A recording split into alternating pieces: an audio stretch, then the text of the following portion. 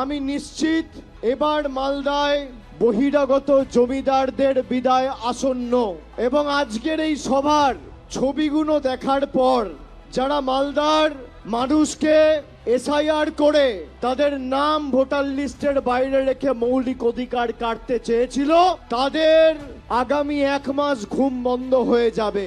আজকে খালি ট্রেলারটা দেখালাম, খুঁটি পুজোটা আজকে করলাম, 4 তারিখ দশমী হবে। 4 তারিখ যখন ভোট বাক্স খুলবে তখন পদ্ম ফুলের নেতারা চোখে সর্ষে ফুল দেখবে।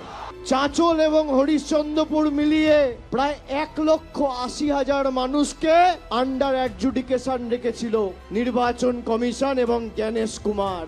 এদেরকে এমন ভাবে জবাব দিতে হবে, যদি কোথাও কোনো বহিরাগত নেতাদের 21 তারিখের পর দেখেন এলাকা ঘিরবেন, প্রতিরোধের রাস্তা বেছে নেবেন।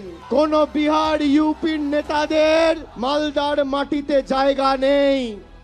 একটা বুথে যারা দায়িত্বে থাকবেন অতন্দ্র প্রহরীর মতো বুথ রক্ষা করতে হবে। আর ভোটের দিন এখানে যারা আছেন, মালদা মুর্শিদাবাদের মানুষের উপর যে অত্যাচার করেছে, সুদে আসলে তার জবাব 4 তারিখের পর আমি দেবো, কথা দিয়ে যাচ্ছি।